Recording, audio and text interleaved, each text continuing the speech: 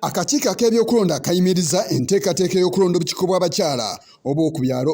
Okusinziira ku ssentebe w'akakiiko ak'ebyokulonda omulamuzi Simon Byabakama, kino kireeteddwa ebbula ly'ensimbi nga okuteekateeka okulonda kuno beetaaga obuwumbi obusoba mu 35, wabula ng'akakiiko ak'ebyokulonda kalinawo obuwumbi 15 n'obukadde 600, nga omwogezi w'akakiiko ak'ebyokulonda Paul Bukenya bw'ayongera okunnyonnyola. Tebyenjawulo tulabye nga kyetaagisa okusooka okuyimiriza enteekateeka eno, tusooke tukakasa nti ensimbi ezeetaagibwa mu mitendera egiddako weziri, then tulyoke tubeere nga tukola puroguramu eyo oba nga tugenda nga tukola activities ezo. Mu kiseera kino puroguramu tugiyimiriza, tujja kuba nga tutegeeza bannayuganda abakyala n'ebibiina by'obufuzi bibadde bitegeka olw'okusunsulamu n'okulonda ku byalo. Puroguramu empya erongoseddwamu tujja kuba tugifulumya mu bbanga ettaala lirya wala, naddala nga tumaze okufuna ensimbi ezo twetaaga okukola ku mitendera egiddako. Wabula onaagumiza abakyala ng'okulonda kwabwe bwe kujja okubeerawo singa ensimbi zinaaba zifuniddwa. Tubadde tukola emirimu egy'enjawulo mu nteekateeka y'okulonda obukiiko obw'abakyala, era nga waliwo we tutuuse, waliwo bikoleddwa twawandiisa abakyala ku byalo, era tutimba n'enkalala gukomekezebwa leero omulimu ogwo.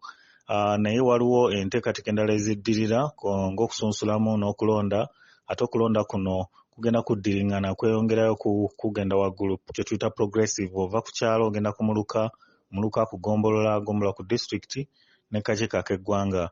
Ensimbi ezaatuweereddwa tezitumala kukola puroguramu eno okugituusa ku nkomerero.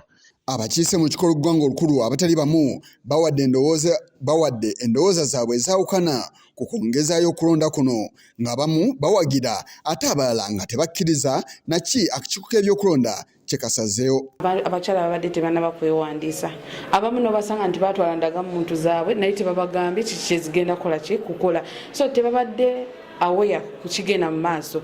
Babadde beetaaga obbabuulira kyengendako kati nti okulonda omukyala anaatukulembera ku kyalo kirungi, era tulonze omukyala afaanana atya, era mukyalo oyo anaatuyamba kingaffe abakyala ku zooni. So kati nze ndaba tekiriimu buzibu, ate kiwadde buli pate time okubeera ng'enoonya abantu baayo. Ate singa era baba tebateeseteese bulungi, oba oliawo era tujja kwemulugunya ku mulumulo obuyinza okukola ki okubeerawo.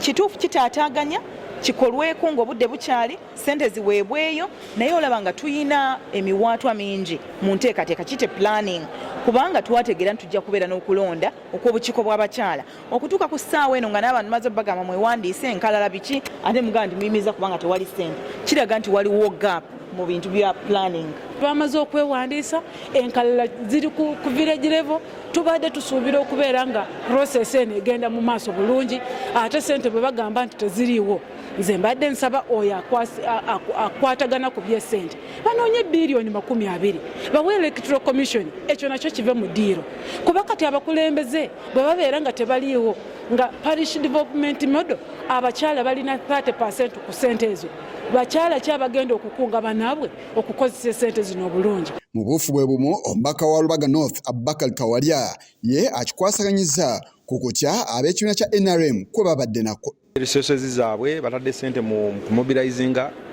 communities mwe bawangaalira.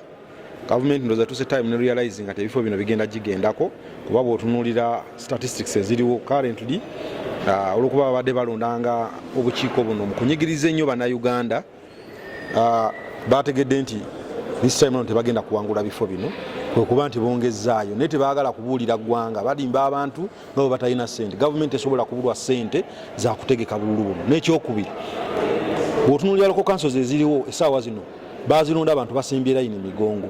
Kiki ekiremesezza Byabakama ne banne okuzzaawo akalulu k'abantu okusimba mu migongo ne balondebwa? Wabula ebigambo by'ono omubaka mu Mawanda abiyiyeemu amazzi. The other way around. In fact, the party that had prepared for this election was NRM, the mighty party. It has not feared at all. Of course, for us, we were ready. Even if they say tomorrow, we are ready as NRM. And it's not true that the opposition had registered. No. We had all mobilized. And in fact, look at our numbers in Parliament and even other committees.